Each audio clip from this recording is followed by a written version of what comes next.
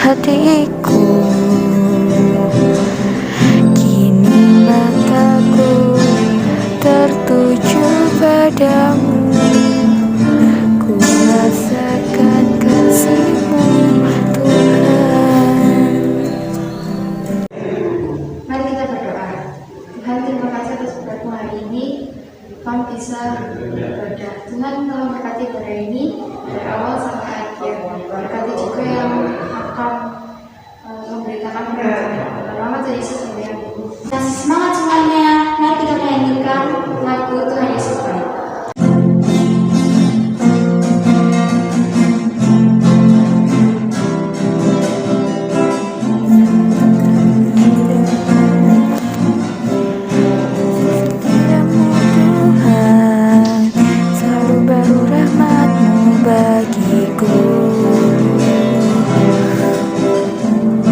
Hari berganti hari, tetap kulihat kasih-Mu, tak pernah berakhir di hidupku. Tuhan Yesus baik, sungguh amat baik, untuk selama-lamanya. Tuhan Yesus baik, sungguh amat baik, untuk selama-lamanya. Tuhan Yesus baik. Shalom, selamat pagi anak-anakku SMP kelas 7, 8, dan 9. Selamat pagi juga rekan-rekan guru SMP, termasuk juga Bapak dan Ibu wali siswa yang mengikuti ibadah SMP pada pagi hari ini. Kita sudah memuji Tuhan, kita sudah memberikan persembahan. Saatnya kita akan mendengarkan sedikit renungan firman Tuhan. Namun sebelumnya, saya mengajak kita semua untuk berdoa. Mari kita berdoa. Tuhan Yesus, Allah Bapa kami yang baik, Allah yang senantiasa menolong dan menyertai kami. Sebentar kami akan merenungkan firman Tuhan, kiranya hikmat dan pemahaman atau pengertian yang dari Tuhan saja boleh menguasai kami, sehingga kami boleh memahami, mengerti akan firman-Mu pagi hari ini. Kami diberkati dan hidup kami semakin hari semakin berkenan kepada Tuhan. Di dalam nama Tuhan Yesus kami menyerahkan pemberitaan firman-Mu dari awal hingga akhirnya. Terima kasih Tuhan, haleluya, amin. Puji nama Tuhan. Firman Tuhan pagi hari ini akan diambil dari pembacaan kita pada Filipi pasal yang kedua ayat 5 sampai dengan yang ke-11. Saya akan membacakan untuk kita semua. Ayat yang kelima, hendaklah kamu dalam hidupmu bersama menaruh pikiran dan perasaan yang terdapat juga dalam Kristus Yesus, yang walaupun dalam rupa Allah tidak menganggap kesetaraan dengan Allah itu sebagai milik yang harus dipertahankan, melainkan telah mengosongkan dirinya sendiri dan mengambil rupa seorang hamba dan menjadi sama dengan manusia. Dan dalam keadaan sebagai manusia, ia telah merendahkan dirinya dan taat sampai mati, bahkan sampai mati di kayu salib. Itulah sebabnya Allah sangat meninggikan dia dan mengaruniakan kepadanya nama di atas segala nama, supaya dalam nama Yesus bertekuk lutut segala yang ada di langit dan yang ada di atas bumi dan yang ada di bawah bumi, dan segala lidah mengaku Yesus Kristus adalah Tuhan, bagi kemuliaan Allah Bapa. Amin. Itulah pembacaan firman Tuhan pagi ini. Dan judul renungan pagi ini yang diambil dari atau diangkat dari renungan harian kita, Teens for Christ, yang setiap hari kita juga merenungkannya melalui Bina Iman. Pagi ini mengangkat satu tema atau judul komunikasi Allah dengan manusia. Puji nama Tuhan, saya akan membacakan sedikit ilustrasi dari renungan ini. Setelah hujan reda, Nita melihat Andre, adiknya yang masih TK, bolak-balik memindahkan cacing tanah. Nita menegur adiknya, "Ngapain sih kamu mainin cacing begitu? Tidak baik menyiksa binatang." Andre pun menjawab, "Aku nggak nyiksa kak, aku tuh mau bantuin cacing-cacing ini biar nggak kejalanan, kan nanti bisa ketabrak motor. Namun cacingnya bandel. Aku bilangin di sini aja, kembali ke jalanan lagi." Sambil tertawa, Nita mengatakan, "Ya, kalau mau cacingnya mengerti, kamu harus jadi cacing dulu, Dek, agar mereka mengerti omonganmu." Itulah renungan kita pagi ini. Allah pun rela menjadi manusia. Ia dilahirkan dalam kerapuhan seorang bayi yang harus bergantung pada ibunya, dibesarkan dalam budaya masyarakat Yahudi, belajar berbicara dengan bahasa manusia, mengalami dan merasakan kesusahan manusia. Allah mau berkomunikasi dengan manusia. Oleh karena itu, Allah menjadi manusia agar manusia dapat memahami apa yang dikehendakinya. Yesus mengajar tentang kasih Allah yang menyelamatkan bukan sekedar dengan kata-kata, melainkan juga dengan tindakan, yaitu melalui pengorbanan Yesus di kayu salib. Itu di ayat yang ke-8. Kematian Yesus menegaskan tentang kasih Allah yang begitu besar, kasih yang rela memberikan nyawa bagi manusia yang dikasihinya. Yohanes 15 ayat yang ke-13. Nah, anak-anakku, juga para guru dan orang tua wali siswa, kita bisa belajar mengenai seni berkomunikasi melalui cara Allah berkomunikasi kepada umat manusia, yaitu kesediaan memahami lawan bicara. Anak-anakku, jika sahabatmu tertarik dengan sepak bola, bukankah kamu dapat mencari dan belajar informasi tentang dunia sepak bola agar bisa paham dan nyambung bicara dengannya? Itulah yang namanya kesediaan memahami lawan bicara. Bersedia memahami dunianya, kesukaannya, hobinya, atau apapun yang hendak kita jadikan bahan pembicaraan supaya kita bisa nyambung ketika berbicara satu dengan yang lain. Kita pun bisa menerapkan hal yang sama terhadap adik, kakak, juga orang tua kita. Meskipun ada perbedaan usia, kita bisa menjalin komunikasi yang asik, komunikasi yang nyambung, atau komunikasi yang bisa saling memahami satu dengan yang lain. Nah, pagi hari ini kita belajar atau kita merenungkan bahwa Allah yang berkuasa, Allah yang pencipta alam semesta ini rela menjadi manusia demi bisa berkomunikasi dengan manusia, dengan ciptaannya. Ada tiga pelajaran atau tiga hal yang sangat indah yang kita bisa pelajari dari pembacaan firman Tuhan pagi ini. Yang pertama yaitu kita belajar tentang kerendahan hati dari Allah sendiri.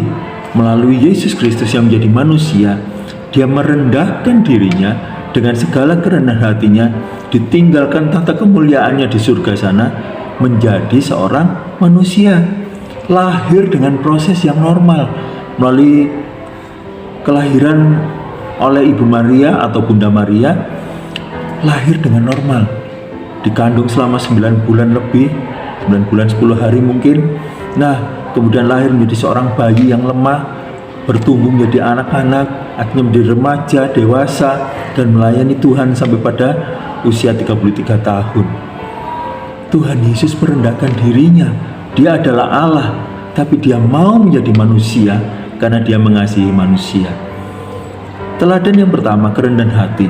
Biarlah kita, anak-anak Tuhan di tempat ini, baik murid, siswa-siswi SMP, para guru maupun orang tua wali siswa, kita semua adalah manusia-manusia ciptaan Tuhan. Mari kita meneladani Tuhan kita menjadi seorang yang rendah hati. Itu pelajaran pertama yang indah yang kita bisa ambil. Pelajaran kedua di dalam ayat yang ke-8 tadi, setelah Ia telah merendahkan dirinya dan taat sampai mati. Anak-anakku, kita dituntut juga menjadi anak-anak yang taat, anak-anak yang setia, anak-anak yang nurut, baik pada guru maupun orang tua. Sehingga ketika kita taat dan setia, ketika kita taat, nurut, dan melakukan apa yang menjadi kehendak orang tua, kehendak guru, terlebih kehendak Tuhan, kita pasti menyenangkan mereka. Kita pasti boleh membuat mereka bahagia. Tapi tidak hanya anak-anak, kami pun para guru atau orang tua juga taat dan setia melakukan firman Tuhan, yaitu supaya kita juga mengasihi anak-anak, mengajar mereka, membawa mereka pada jalan Tuhan, sehingga ketika anak-anak kita menjadi taat dan setia, kami para orang tua, juga guru, bahkan Tuhan akan senang melihatnya. Teladan yang kedua, menjadi orang-orang yang taat, nurut, dan setia kepada Tuhan. Taat dan nurut pada orang tua di atas kita atau orang-orang yang mendidik kita. Biarlah hidup kita akhirnya boleh menjadi hidup yang berkenan, menjadi hidup yang memberkati, menjadi hidup yang benar-benar sesuai dengan kehendak Tuhan. Teladan yang ketiga atau pelajaran yang ketiga yang kita bisa ambil yaitu tentang mengasihi. Allah mengasihi manusia sampai mati. Tidak ada sahabat yang mau merelakan dirinya untuk membela sahabatnya sampai mati. Tapi Allah yang sudah merendahkan dirinya menjadi manusia, Allah yang sudah taat kepada perintah Bapaknya, Dia mau dan rela mati untuk kita semua supaya kita tidak dihukum dan masuk ke dalam neraka. Karena sebenarnya kita yang berdosa, tapi Tuhan Yesuslah yang menanggung segala dosa kita dengan mati di kayu salib. 3 hal ini yang menjadi pelajaran kita pagi ini. Mari menjadi orang-orang yang rendah hati. Mari kita menjadi orang yang taat pada peraturan, nurut pada nasihat, setia kepada Tuhan, dan setia pada komitmen atau janji-janji kita, sehingga apapun yang kita lakukan berkenan dan menyenangkan hati Tuhan. Komunikasi dengan Allah. Komunikasi dengan Allah, yaitu kita mau, pada ayat yang kelima tadi sudah disampaikan bagaimana cara kita bisa komunikasi dengan Allah, yaitu hendaklah kamu dalam hidupmu bersama menaruh pikiran dan perasaan yang terdapat juga dalam Kristus Yesus. Pikiran dan perasaan Allah, pikiran dan perasaan yang sudah diteladankan melalui Tuhan Yesus.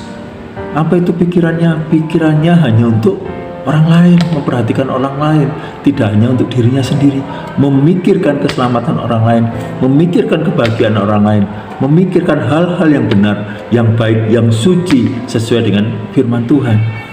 Tapi juga memiliki perasaan seperti perasaan Kristus, perasaan yang penuh dengan rasa kasih, mengasihi, mengampuni. Perasaan yang tidak ada lagi perasaan yang tidak mau tahu, tapi perasaan yang selalu simpati atau empati pada sesama kita. Puji nama Tuhan, renungan pagi hari ini sangat indah ketika kita meneladani cara Allah supaya bisa berkomunikasi dengan manusia, dengan kita semua. Biarlah kita pun melakukannya. Ketika kita ingin dekat dengan sahabat kita, mari kita menjadi juga memahami perasaan mereka, mengerti, dan kita juga boleh nyambung ketika berbicara dengan mereka, sehingga mereka pun boleh dekat dengan kita. Ketika kita ingin komunikasi dengan orang tua, dengan kakak, adik, saudara, atau siapapun, mari kita memiliki hati yang mau mengasihi mereka. Kita juga merendahkan hati untuk mendengarkan apa yang menjadi pembicaraan atau keluhan, curhatan mereka. Tapi kita juga mau taat dan setia, apapun yang kita kerjakan, biarlah benar-benar sesuai dengan firman Tuhan. Kalau memberi nasihat, berilah nasihat sesuai dengan firman Tuhan. Berilah nasihat yang baik dan tidak menyesatkan. Kalau memberi penghiburan, hiburlah sesuai dengan firman Tuhan. Sehingga penghiburan itu tidak hanya menjadi PHP, menjadi harapan palsu, tapi penghiburan itu benar-benar menghibur dan membuat semangat yang patah boleh tumbuh lagi. Orang yang sudah putus asa boleh bersemangat kembali. Orang yang hilang harapan boleh memiliki pengharapan kembali. Puji nama Tuhan, kiranya renungan pagi hari ini memberkati kita semua. Selamat beraktivitas, selamat melanjutkan kegiatan kita. Terus lakukan yang terbaik untuk Tuhan. Apapun yang kita kerjakan hanya untuk kemuliaan nama Tuhan. Amin. Tuhan Yesus memberkati. Mari kita berdoa. Tuhan Yesus, Allah Bapa kami yang baik, terima kasih untuk caramu berkomunikasi dengan kami. Engkau rela Tuhan merendahkan dirimu menjadi seorang manusia, supaya kami bisa mengerti akan perkataanmu, kehendak dan perasaan pikiran Tuhan. Dan kami mau juga Tuhan belajar seperti Engkau yang taat akan firman dan kehendak Tuhan.